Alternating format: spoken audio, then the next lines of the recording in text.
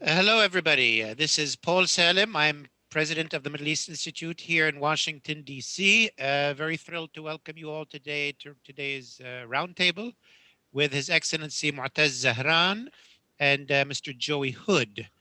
This meeting is an opportunity to engage with both of our guests about their ideas on how to forge a way forward for U.S.-Egypt relations, as well as Egypt's position in a changing Middle East and North Africa region. Ambassador Martez Zahran is the current ambassador of Egypt to the United States. Ambassador Zahran, good to see you. The ambassador is young, but has had a long and illustrious career in the Egyptian Foreign Service. He served in key positions in the ministry in Cairo as assistant foreign minister and chief of cabinet, covering various files for Egypt. Has also served in Egypt's embassies in Canada and New Delhi, in addition to Washington, and in Egypt's mission to the UN. He brings obviously a wealth of experience and skills to his job here in the US Capitol. Also with us today is Mr. Joey Hood. Mr. Hood is the acting Assistant Secretary of State for Near Eastern Affairs. Mr. Hood has spent most of his career working in the Middle East, and particularly on the Arabian Peninsula. He served as Deputy Chief of Mission in Iraq and in Kuwait, as well as Consul General and Principal Officer in Zahran, Saudi Arabia. Prior to that, Mr. Hood was Acting Director of the Office of Iranian Affairs at the State Department. This conversation will be moderated by MEI's Senior Vice President, Ambassador Jerry Firestein, and is hosted by MEI's Egypt program, which is led by our colleague Miret Mabrouk. Thank you, everybody, for joining us. And with that, I turn it to my colleague, Ambassador Firestein. Thank you, Paul. And again, thank you, Ambassador Zahran and PDAS Hood, or Acting Assistant Secretary Hood. Perhaps will be long in that position. We're delighted that you were all able to join us today. Just to let you know the ground rules. Although this is an invitation-only event, it is being recorded, and it will be posted on our website later on today. We will begin by asking Ambassador Zahran and Mr. Hood to speak for 5 to 7 minutes, at which point Miret Mabrouk and I will ask some questions.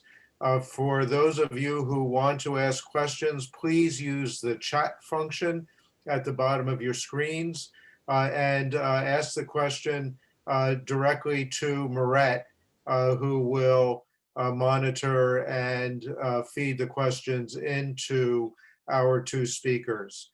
So with that, let me turn it over first to Ambassador Zahran for his opening comments. Ambassador? Well, thank you very much, and thank you, Paul, and thank you, Ambassador Feinstein, for the introduction and inviting me here today, and Miret for putting all this together. I'm delighted to take part in my first panel with the Middle East Institute. And since my arrival to Washington in mid-September, I've been keen on engaging with DC's vibrant think tank community, and I look forward to more fruitful collaboration and stimulus debates. It's been exactly 5 months now since my arrival, and I'm not quite sure how to characterize this rather than unusual period which witnessed uncommon events gripping the United States. As a new incoming ambassador, I had to grapple with a series of overlapping issues that have kept us all, I think, busy, arranging pandemic, unprecedented presidential elections, and competitive congressional elections as well, the storming of Capitol Hill, and an assault on the identity, the unity, and the social fabric and the symbols of democracy here in the US. Indeed, extraordinary and exceptional circumstances have rightfully required extraordinary and exceptional measures to hold back the US from the brink. If this reminds us of anything, it reminds us of similar circumstances in Egypt where the radical Muslim Brotherhood brazenly showed eagerness and exploited the situation to create havoc and chaos and lawlessness to achieve political ends. But this is not my topic today. And I'm pleased here to share some thoughts on Egypt-US relations and reflect on other pressing trends and issues in the region. Egypt-US relations are fundamentally crucial to peace and security of the Middle East, and I believe there are untapped potentials that we need to build and capitalize on.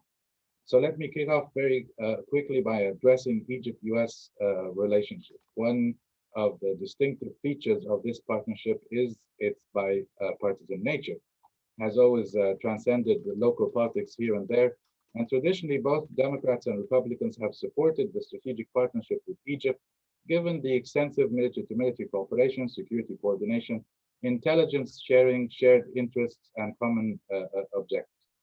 Although we are mindful that each administration might and may have its explicit set of priorities and dispositions, these preferences seldom overshadow the grand strategic interests that have united both Egypt and the United States for decades. And with the advent of a democratic administration, I find it opportune to mention that some of the most distinct undertakings in the history of Egypt-US relations were achieved, in fact, under both Democratic and Republican administration. But here, since we have a Democratic administration, let me remind all that the Egypt-Israel peace treaty was signed under the auspices of a Democratic president, Jimmy Carter. Similarly, Egypt-US relations helped secure significant achievements on the Palestinian-Israeli track, and our relations arguably enjoyed the most active, robust engagement under President Clinton's administration. Furthermore, the ambitious US-Egypt Partnership for Growth and Development was launched under the auspices of the then Vice President Al Gore, a landmark partnership designed to bolster Egypt's private sector by fostering technological development of Egyptian firms and create economic growth. Even when President Obama chose to address the Islamic world, it was Cairo that was chosen for this historic, however consequential, speech. In this spirit, President al-Sisi was the first Arab leader to congratulate President Biden, and we look forward to engaging with the new administration. And as we speak, or maybe in a few minutes, both the Minister Shukri and Secretary Blinken will be engaged in a phone call conversation to explore ways and means to build on past achievements and advance this mutually reinforcing relationship. Apart from the traditional military security political collaboration that have served the interests of both Egypt and the US well over decades, I do believe that there are additional potential opportunities for collaboration that can elevate our relations to even greater heights. While I'm always inclined to address benefits and welfares of our mutual security, military, and political interests, let me add to this traditional discourse what I believe are new and creative opportunities in Egypt-US relations that merit exploration with the current administration, in parallel, of course, with the already existing vital political, security, and military coordination that is considered to be the bedrock of our strategic relations. Let me start by climate change and very quickly say that Egypt is witnessing nothing short of a comprehensive overhaul of our energy sector, where the emphasis on renewable energy is at the heart of our national policy. Given the administration's integral interest in climate change and green energy, I believe there is plenty of room to explore this exciting potential where both Egypt and the US join forces for more advocacy on climate change and global warming. Second is partnership with Africa, and Egypt has historically had robust engagement with its African continent, partnering with African nations over decades in infrastructure projects, health services, capacity building, and peace building. The Biden administration has clearly signaled its interest to restore US policy in Africa, and I'm confident that partnering together on a series of bilateral and trilateral programs can greatly contribute to African development. Third is the Eastern Mediterranean. Egypt and the US have partnered together to reach calculated understandings related to the Eastern Mediterranean region, a region increasingly growing in strategic importance, particularly after unprecedented offshore gas field discoveries. Partnership with Egypt in this region of strategic value, especially that supply of gas exports from this region will target the needs of US allies in Europe, is prone to be more safer and reliable in the future. Now, in the ICT, artificial intelligence and startups, Egypt has established itself over the last few years as one of the heavyweights when it comes to technology and startups in the Middle East and Africa. Interest in artificial intelligence is particularly soaring in Egypt as enterprises embrace emerging technologies to expand into markets, investors support artificial intelligence startups, and government initiatives backing education and awareness. I'm totally convinced that collaboration between Egypt and the US in the field of AI is necessary and long overdue. The US will discover incredibly talented Egyptian youth and a captivating market, which I'm confident would be beneficial for US companies, universities, and research centers. And let me say in the field, fifth, in the field of women empowerment and youth empowerment and rights, Egypt is undertaking possibly one of its most ambitious national strategies to protect and empower women's rights on a scope and scale unseen in contemporary history. Egypt's National Strategy for Women Empowerment 2030 has served as a landmark blueprint in promoting gender equality and introducing legislation that protects the rights of women. In fact, as a result of unprecedented political commitment, Egypt is now reaping the fruits. In the most recent parliamentary elections held in October, November of last year, Egypt now officially has 162 parliamentarian women, the highest ever recorded in Egyptian history. And in case anyone has missed it, that surpasses the number of elected women in the US Congress, which amounts to 144 women, which coincidentally is also the highest number of elected women in the US history. The advancement of the role of women in Egyptian politics is breathtaking and indicative of the incremental transformations in the Egyptian society, most notably in spheres of rights, freedoms, and liberty, which we all subscribe to and would like to see advance. I believe that the areas that I've highlighted could potentially serve as a gateway to discover more creative avenues for cooperation in the relationship between Egypt and the US.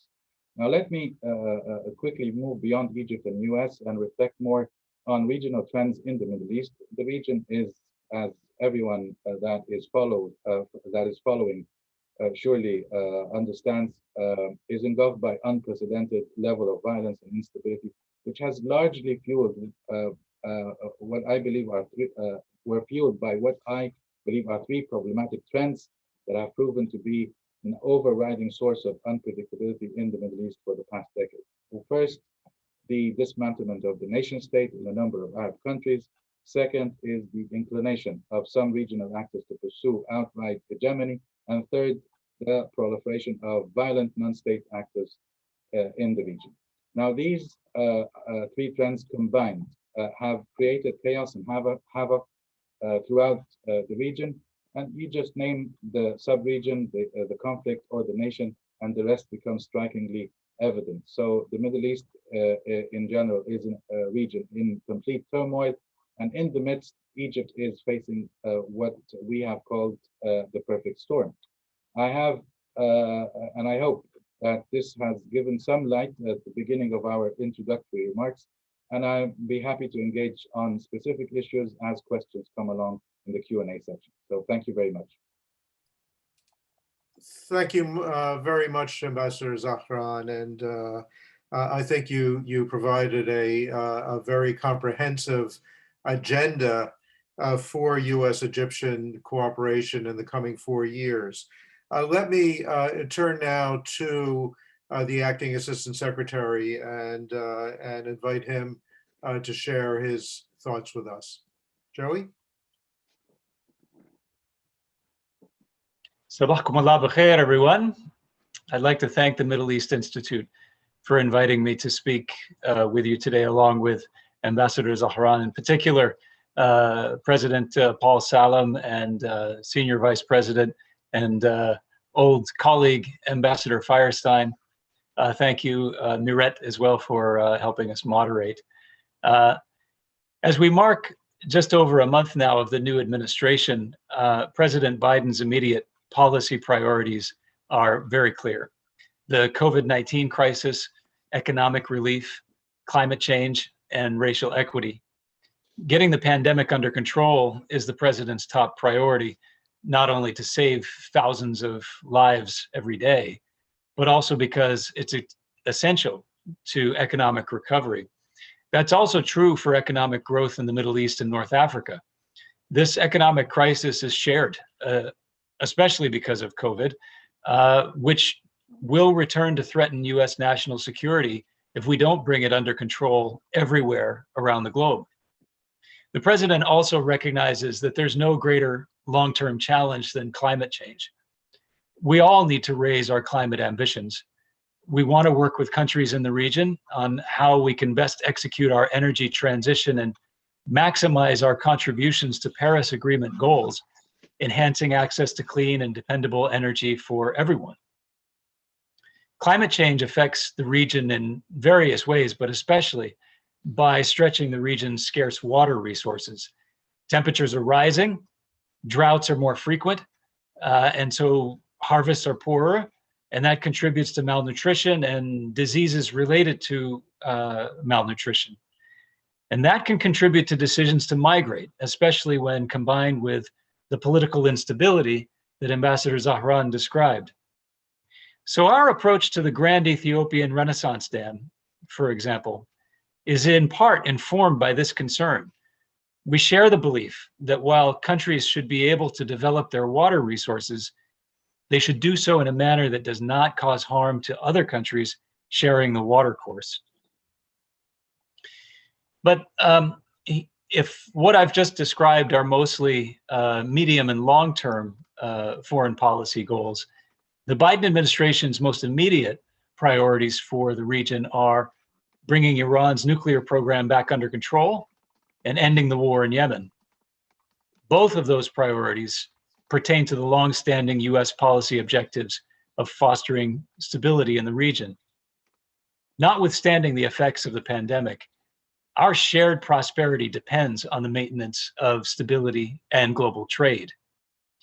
On Yemen, the president sent a very clear signal that the administration wishes to see a peaceful end to the conflict and an easing of the suffering of the Yemeni people. He did this through the appointment of a special envoy, the announcement of an end of US support for the Saudi-led coalition's offensive operations, including relevant arms sales, and through his vocal support for humanitarian aid. Let's not forget that the United States is year on year the largest humanitarian donor to Yemen. I also want to reiterate the Biden administration's focus on elevating human rights across our foreign policy and our intent to defend the rights of activists, political dissidents, and journalists all around the world to speak their minds freely without fear of reprisal or violence. As a strategic partner, the United States hopes to continue and deepen our dialogue with Egypt, including on respect for human rights. For example, we've been discussing establishing a regular human rights dialogue to work on these issues with respect and as partners. Our approach to Egypt, as with other major allies, will be informed by America's values as well as our shared interests. And what are those shared interests exactly? They include regional security, development and economic prosperity, fighting terrorism, educational and cultural exchanges, and of course, building on Egypt's pioneering role in fostering peace between Israel and the rest of the Middle East. Just a word on exchanges, if I may.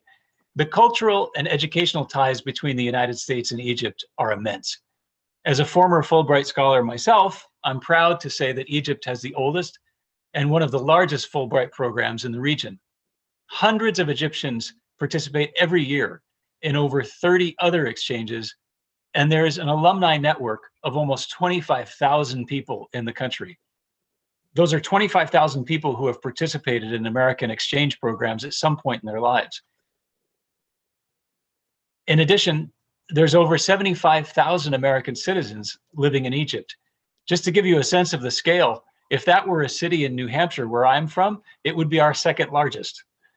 And there's over 250,000 people of Egyptian heritage in America, which I'm sure Ambassador Zahran is well aware of.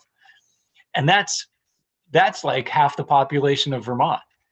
Those are some strong bonds. Beyond Egypt's borders, the Biden administration will look to Cairo for support in advancing security, prosperity, and freedom for both Israelis and Palestinians in the near term. And we hope that in doing so, we can help preserve the possibility of a negotiated two-state solution. Egypt and the United States have many other shared interests in the region as well, some of which the ambassador touched on. In Libya, we're encouraged by Egypt's role in supporting and at times hosting UN-facilitated negotiations and calling on all foreign forces to leave Libya. That's an aim we share. Regional economic efforts, such as the Eastern Mediterranean Gas Forum, are key to facilitating increased integration and fostering shared regional prosperity. We applaud Egypt's leadership in bringing that forum together. Whether we're managing natural gas or water or bringing greater peace and prosperity to the region, there just is no substitute for the US-Egypt partnership. The United States government looks forward to developing this partnership to reflect the maturity and the candor due to such a long-standing friendship. Thank you. Thank you so much, Joey. And you've given us a lot to chew on for the next 45 minutes or so. So let me come back to you, Ambassador Zahran, for the first question. You laid out, as I said, you laid out a pretty lengthy agenda for US-Egyptian cooperation. But as you know, and going back actually to even the Obama administration and the Trump administration before, the Biden administration has made clear that it seeks to shift its major attention away from the Middle East towards the Far East, towards the Pacific region. And at the same time, we see the growth of both Chinese and Russian engagement in the Middle East at a level that we haven't seen before. And certainly the issue of Russian-Egyptian relations has been something that people have been paying attention to for quite a few years now. So as you engage with the new administration, and as you make the case that the administration should be paying attention to the kinds of issues that you've raised and the areas of cooperation that you've identified, how will you convince the administration that they need to, in fact, continue to focus attention on the Middle East, given the fact that there are so many competing issues for them, both domestic and foreign? Well, thank you for the question. I think the question lies here at the heart of developments and engagements in the Middle East. And also, we've taken note that ever since the foreign policy platform was out, we've seen that the Middle East is probably the last on the list. And if that is indicative of anything, it's probably indicative of priorities. Although the platform does not indicate the numbering of issues and the sequence of the areas where focus will be on is not necessarily indicative of priorities, but it is in fact what the sense is, which is a continuation of a policy probably that has taken the US interests beyond the Middle East in a much more focused fashion. I've been on several engagements speaking publicly, and I've been saying this, which I think is also important to highlight at each and every occasion. As the US has pivoted towards Asia in the past, the Middle East has witnessed and has seen vacuums, and these vacuums have not remained idle in terms of them being vacant areas, but these vacuums have been filled. And as they have been filled by regional and extra-regional and global players and powers, problems that have marred the Middle East, the conflicts that have marred the Middle East have continued to be exacerbated in terms of the interjections not being necessarily benign, but have inclined to be more malignant in their nature. And this is one area. If we are to solve problems in the region, and if we are serious about that, when we look at Yemen, when we look at Iran's involvement, when we look at Turkey's behavior, all this needs proactive engagement. And as we've spoken with several of my counterparts at State and NSC, you know, even if you don't wish to see the Middle East on top of your agenda, the Middle East will continue to haunt you, and this, in fact, needs this kind of proactive and engagement, and not lesser engagement. Needs more engagement in order to solve the problems. The problems have been detrimental to regional interests, have been detrimental to global interests and the US's interest in the region, but have also come to exacerbate the conflicts and have came to the detriment of two basic things: the plights of the people involved in these conflicts, as well as the political solutions that are put out there in order to resolve these conflicts. So a much more engagement in Libya, a much more engagement in Syria, a much more engagement in Yemen, and a not much more engagement with the Iranian file in general, which is not confined to its nuclear program, but it should encompass its regional behavior as well. All this will lead to a much more eased kind of atmosphere that would be prone for a resolution as diplomatic and political efforts are exerted. So we need to see that kind of involvement. And let me just very briefly say that a renewed kind of impetus on the peace track when it comes to the core problem in the Middle East is of paramount importance and cannot be overemphasized, because of the fact that this main problem that has remained unsettled for decades has only fueled radicals, but has also fueled other conflicts, and has basically been the main driving force behind all the radical groups that operate under destructive ideologies in our part of the world. So that kind of engagement needs to be at the forefront of attention.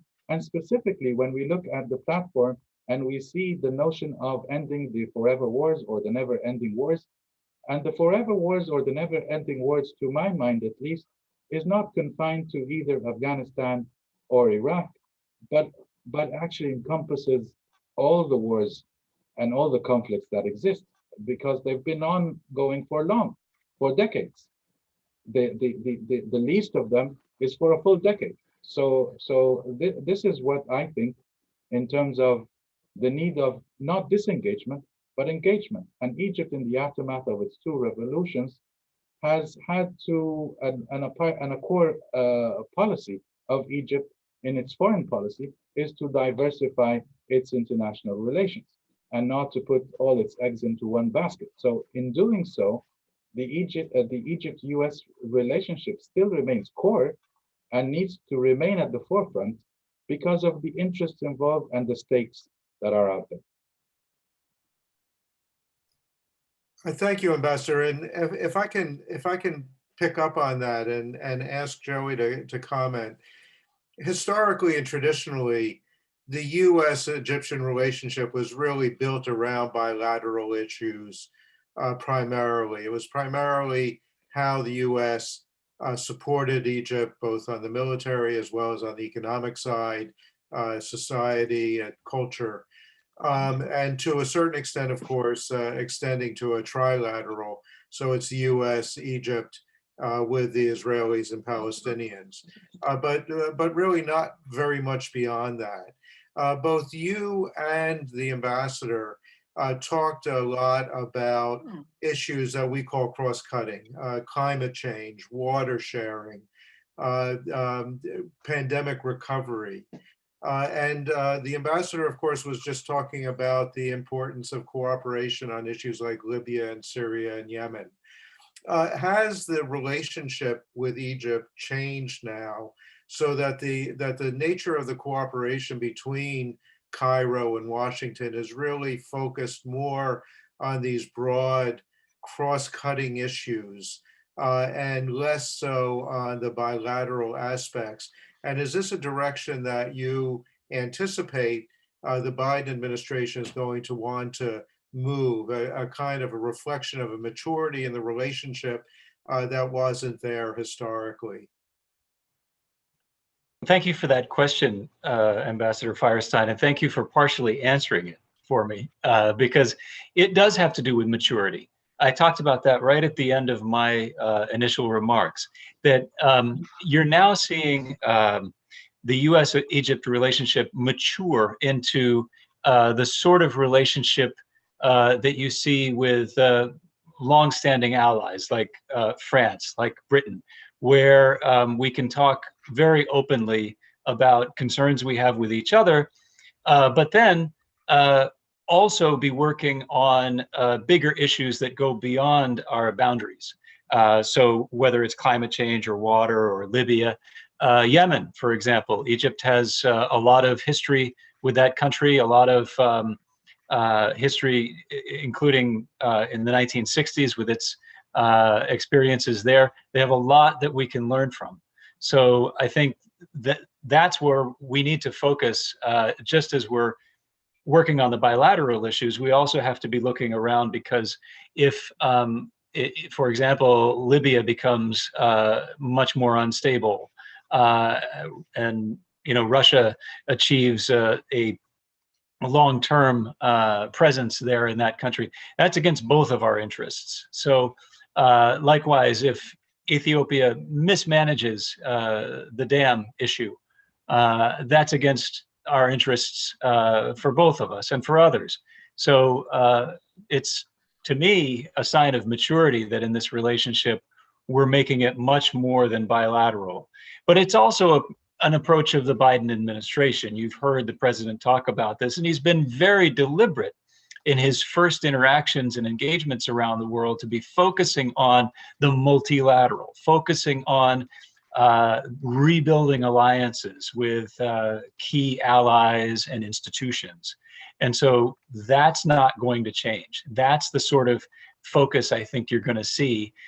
And of course, there will always be those who say, well, you're focusing too much on this region or not enough on that region.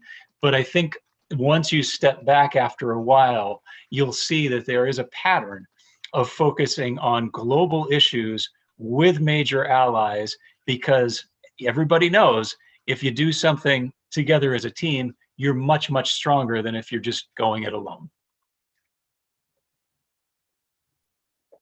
Thank you, Joey. And let me now hand over to Martez and for follow-up. Okay, so thank you everybody for joining us. Let me jump right in. I have a question for Ambassador Zahran, if we can maybe start zeroing in slightly on the issues that we're discussing, specifically with regard to Libya. Now, President Abdel Fattah Sisi recently met with the new incoming Prime Minister Abdel Hamid Dbeibah. Now, and Egypt has, stated and reiterated its support for the new Libyan government. Now, this is a pivot in Egypt's position, which has always said that it wants stability in Libya, but it is a pivot. Is this part of a new, more pragmatic outlook on Egypt's part? And specifically, what role does Libya have in Egypt's regional outlook and aspirations? Well, thank you, Miret. Egypt did not resort to force, even when the very core of our own national security was threatened in Libya. Instead, the president of Egypt had announced a prudent red line, the Sir Jafra red line, that constituted in effect a call for peace. And that call for peace was actually resulted in the ceasefire in Libya, preventing advancements from west to east and also from east to west. And this planted the seeds of today's elections and the ceasefire that has been able to cater to the political process, whereby today we see a an interim government in place. And that did not come out of a vacuum, of course, and it came in the aftermath of serious efforts exerted on the part of Egypt to bring both belligerent parties together, which is the LNA and the GNA. So not necessarily, as I've heard on a number of occasions, that Egypt is taking sides, but Egypt, if Egypt has taken any side, it's the side of the need to resolve the conflict in Libya, since the conflict in Libya is our number one national security threat, with over 1,200 kilometers of borders, and what we've seen in terms of the radical groups that operate and exploit the situation in order to inflict harm on regional neighboring countries. So this effort has been done on political, on military, on security, as well as on legal levels in Egypt by hosting both sides in Egypt to advance the processes. And with the US, and we're happy that we're engaging with the US on a number of fronts, including in supporting, of course, the support mission in Libya, but also in terms of the working group on economic affairs, which is basically a working group that is designed to tackle the need for structural and economic reforms in Libya, for Libya to be able to be on a much more responsible side of handling its revenues from oil sales, and making sure that these revenues do not fall into the wrong hands that are supported, unfortunately, by other regional powers. So the overall policy towards Libya is an integral policy in Egypt's foreign policy. It's one that is of national security nature, and since references have been made to the GERD, let me just make a quick distinction here that the GERD, which is the Grand Ethiopian Renaissance Dam, is of an existential nature when it comes to Egypt. It's not just national security, it's of an existential nature. So the West, in terms of the engagement with the West in particular, we've been sending delegations, high-level delegations to the West in order to reach understandings. And the understandings here are basically in order to define the relationship with Libya as a whole. And as you've seen, we've welcomed and hosted the new leadership in Libya, and we're hopeful that we'll be able to put Libya on a course that will lead to elections in December, and not to detract from that course. We think it's essential, and we think also that all those who continue to operate on Libyan ground need to desist from the policies. And basically here we've never shied away from calling out Turkey, because Turkey is at the forefront of this in terms of assisting, in terms of providing lifelines, in terms of transferring foreign terrorist fighters from Syria into Libya. All these, this kind of activity has been only fueling instability and only giving ground for the radicals to operate. So we need to see the conflict and we need to see the political process through, because it's not through yet, although we've achieved an important milestone that we're embracive of. So basically, this is on Libya. Thank you so much. And if we can, I'll come back to something that you mentioned in a bit. Before I ask AS Hood, because we're running out of time, if you have questions, we'll start taking questions right after this one. And if you have questions, can you please send them to me directly via the chat function? Just send a direct message so I can collate all the questions, please. AS Hood, I have a not so quick question for you, if I may. There has been a lot of talk about a potential special envoy to the Horn of Africa. Now, does this, it's an area that has perhaps not received as much US attention as was necessary or was warranted, or perhaps it just wasn't seen as necessary. Is there growing interest in this part of the world? Why would there be growing interest? And you did mention GERD. Very quickly, how do you, I mean, what approach is the US going to try to achieve some sort of negotiated settlement? Because the last approach does not seem to have achieved the desired results. Well, on the Horn of Africa, first of all, Miret, it's a priority for the administration, and we are committed to reinvigorating those relationships from a position of mutual respect and partnership.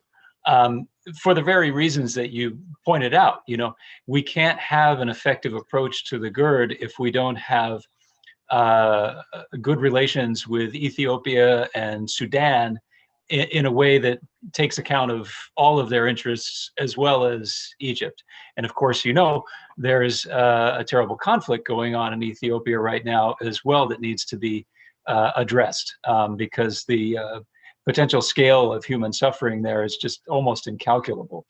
So all of this leads us to thinking about senior level engagement on a consistent basis. The administration is actively considering a range of options to ensure that our embassy staffing and our staffing here in Washington is commensurate with that, including possibly special envoys to support implementation of a strategy. But I will say that this administration is not naming special envoys as a knee-jerk reaction to every problem that it sees. It so far has been studying the problems very carefully, reviewing what's been done in the past and what it would like to do in the future, and then deciding whether a special envoy for a limited period of time makes sense. Because otherwise, the administration wants to return to normal order, where deputy assistant secretaries are the main empowered action officers on a range of issues. But there are some issues like this one that cross geographical bureaus, functional bureaus in the Department of State, and then actual international boundaries as well. And so it might make sense to have a special envoy in this case. You mentioned the GERD and you asked about what our approach is going to be. All I can say right now is we're committed to working with all three countries on a diplomatic solution. We're examining the role that the United States can best play in this. And we are committed to trying to resolve the issues in Ethiopia at the same time. So there's a lot to take into account, but I think it helps now that we have normalized and normalizing relations between Israel and Sudan. We've got a government there that is easier to work with than the one that preceded it. So I'm cautiously optimistic that we can make a difference, but we need to continue our review to decide exactly where and when that engagement will happen. Miret, if I may expand a little bit on the GERD.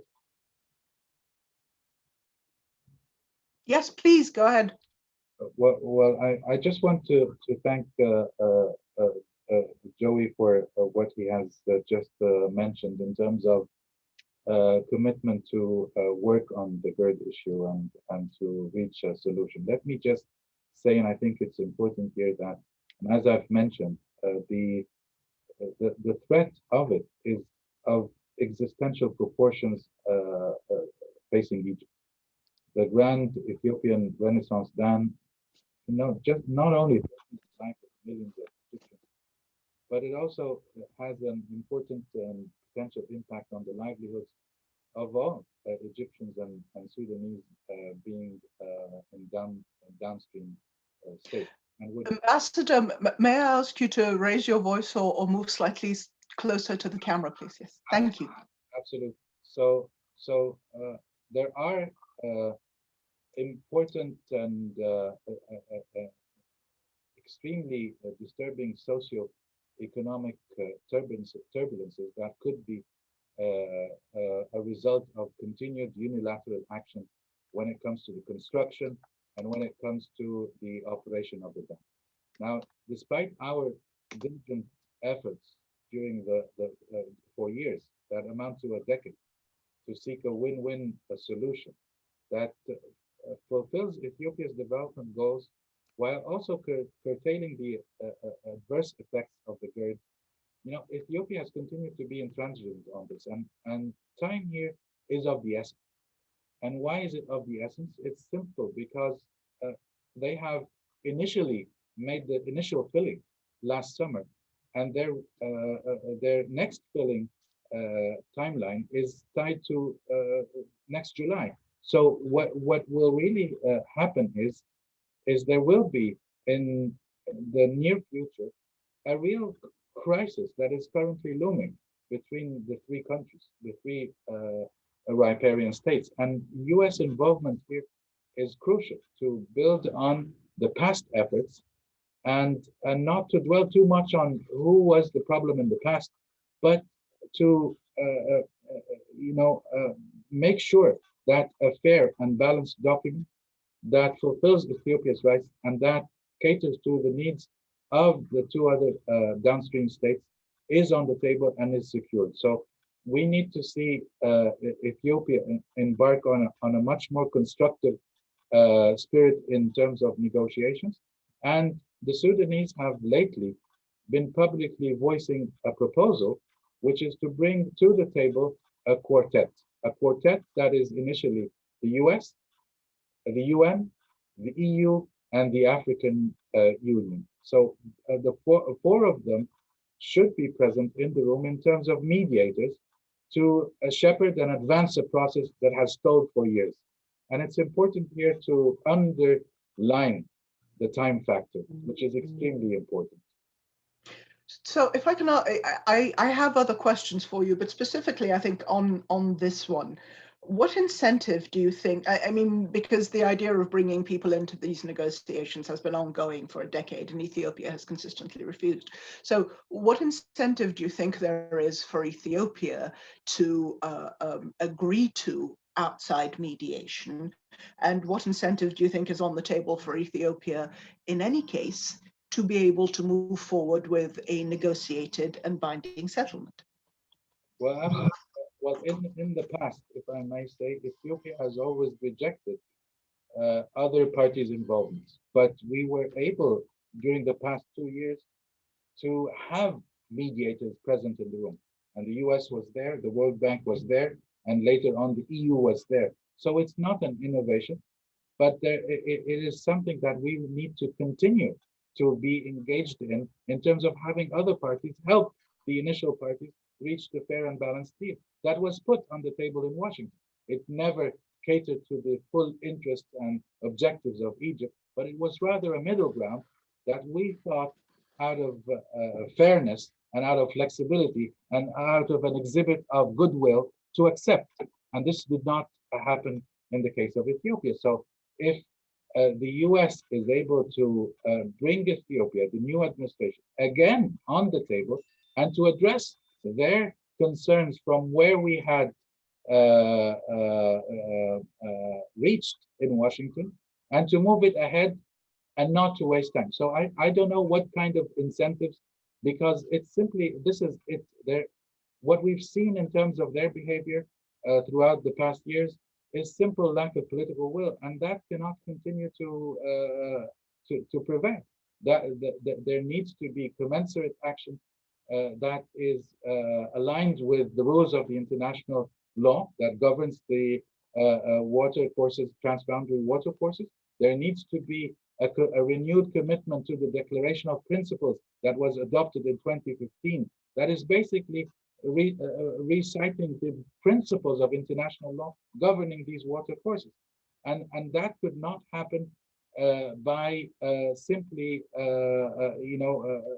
watching Ethiopia do whatever it does. There is a goodwill on part of Egypt. There's a goodwill on part of Sudan, and there needs to be a renewed goodwill on the part of Ethiopia.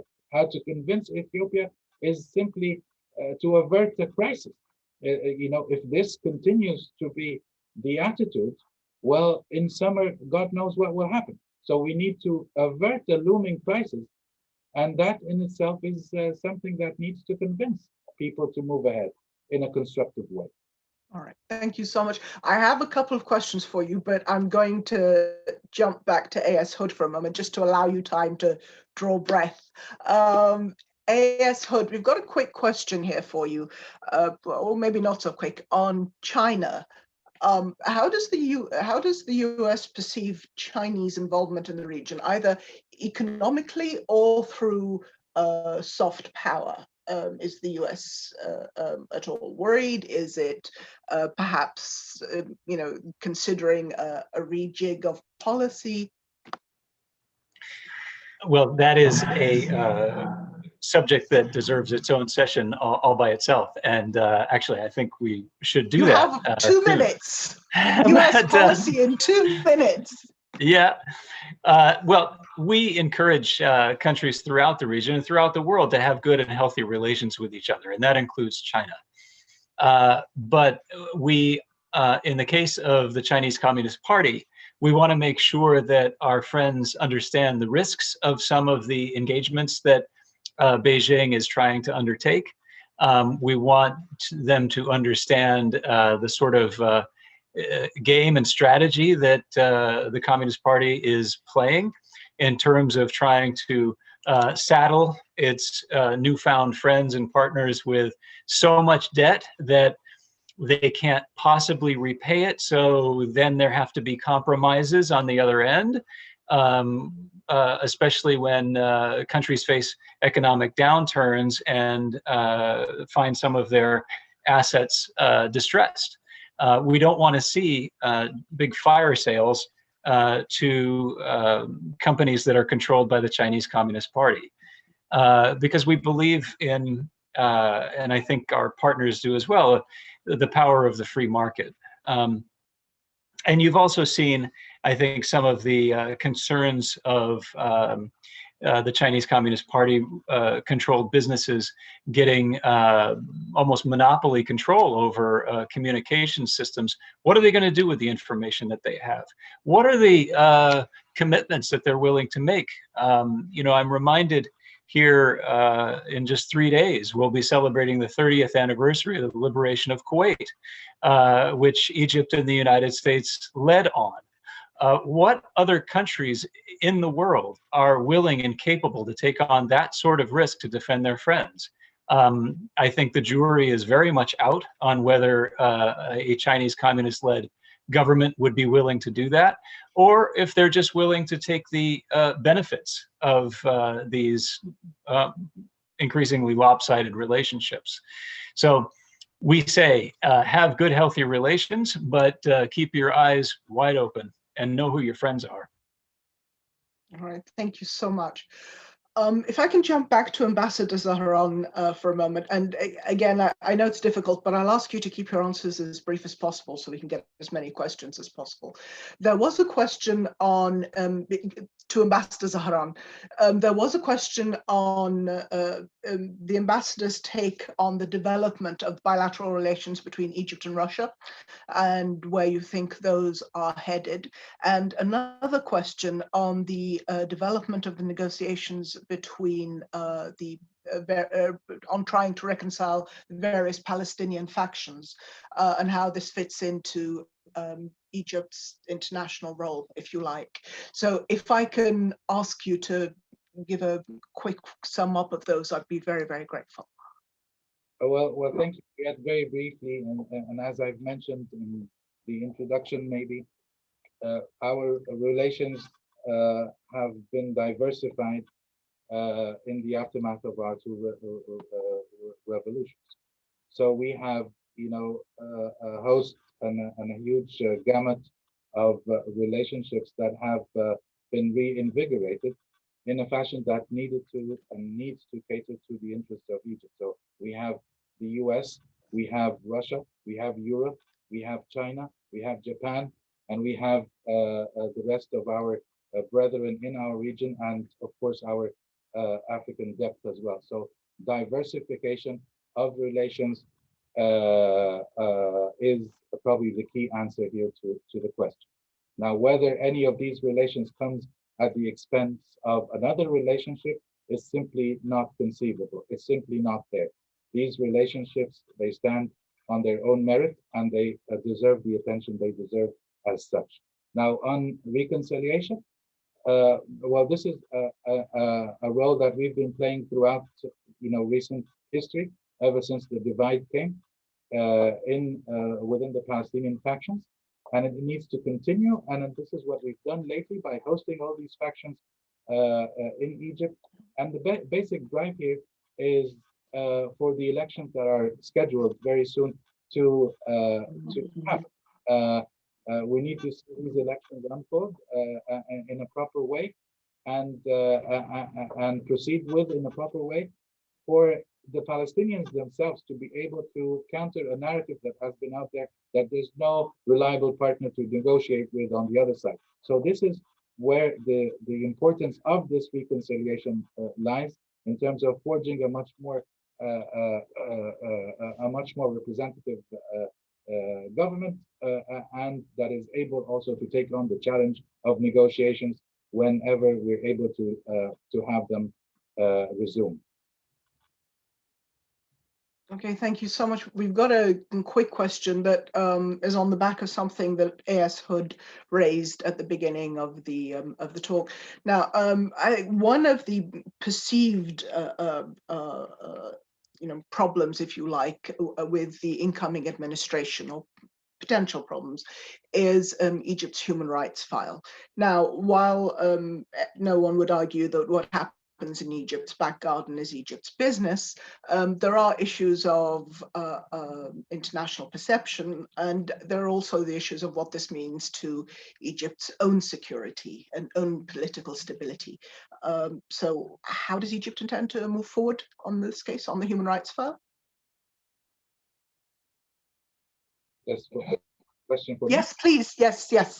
Sure. The issue of human rights now, that you have to have two basic things when it comes to human rights. You have to have the proper legal framework, and you have to have a commensurate practice on the ground that lives to that caters to fulfilling these legal obligations. So when you look at Egypt today, you have a constitution that is considered the most progressive in Egypt's history, that sets a high bar in terms of rights and freedoms and liberties.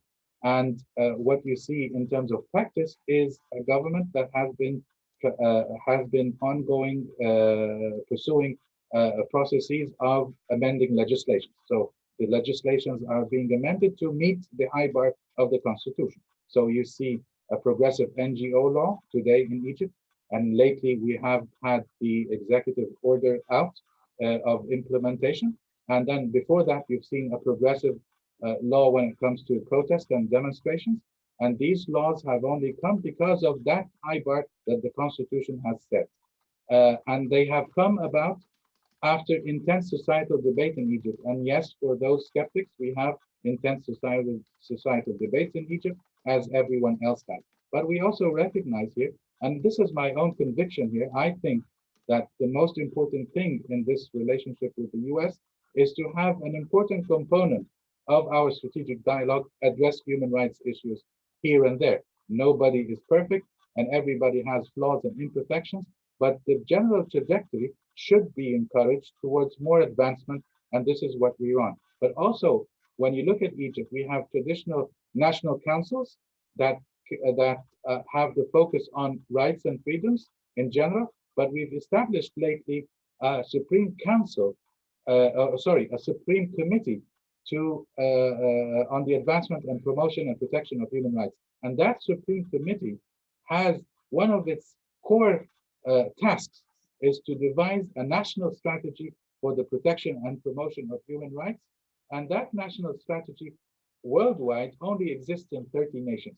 So as we are able to put that national strategy together and have it out as soon as possible, there will be a much more visible attention to the world on how we are advancing and tackling our imperfections and our flaws in our own system. Thank you. As everyone, and as in my introductory remarks I've just mentioned, there is a lessons learned from January 6th here in the US. Rights and freedoms and liberties in general are not absolute, but they are bound by the confinements and the confinements and the restrictions that the law puts on and has set for society. So you cannot use a peaceful demonstration to foment violence and hatred and incitement and attacks on liberties and symbols. And when you look at Egypt, you see a society that is somehow fully aligned in the aftermath of the rule of the Brotherhood in reprehension. And what we see here in the US is the same thing. You see, at least at the level of the elites across the political spectrum, a full alignment as well in reprehension. So rights and freedoms and liberties are endeavors that will continue to be made towards advancement, towards a betterment of conditions, and so on and so forth. Thank you so much. We actually have more questions, but we are out of time. Perhaps we can go 2 minutes over. If I can ask the ambassador for just 2 minutes to two very quick questions. And they were on climate change and Egypt's clean energy efforts, in line with how to reconcile clean energy, and perhaps a quick word on Egypt's nuclear energy ambitions and how to reconcile those with the new gas finds.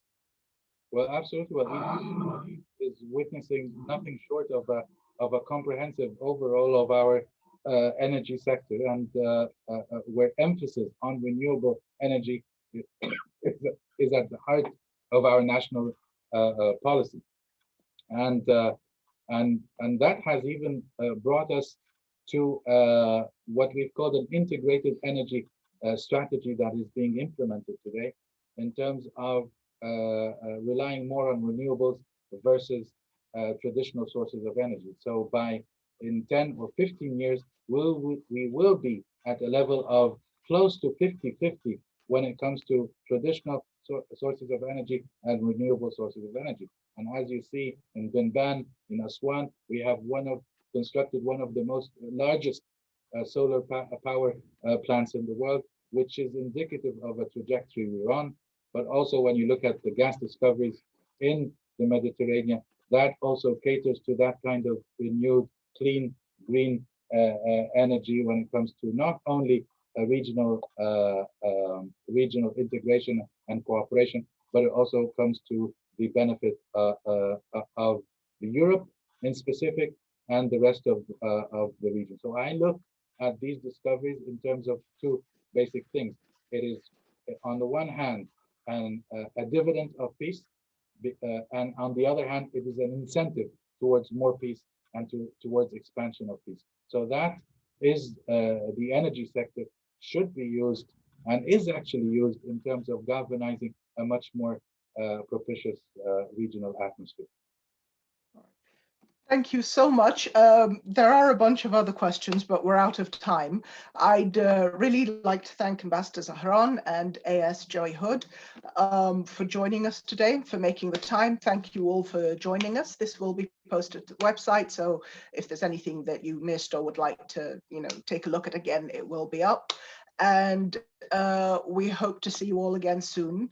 And everybody have a great day or evening, depending on where you are. If I could just jump in for 1 second. Thank you, Martez. And let me also thank Ambassador Zahran and Joey for what I think was a really very interesting conversation.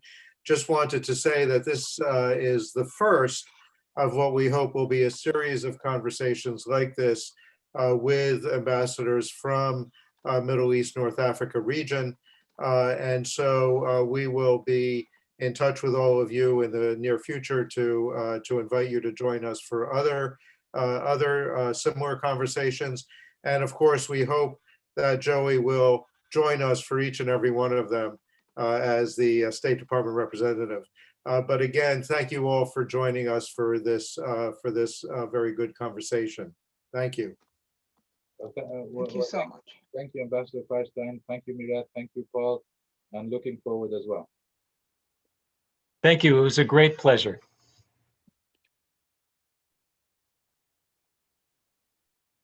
Mm.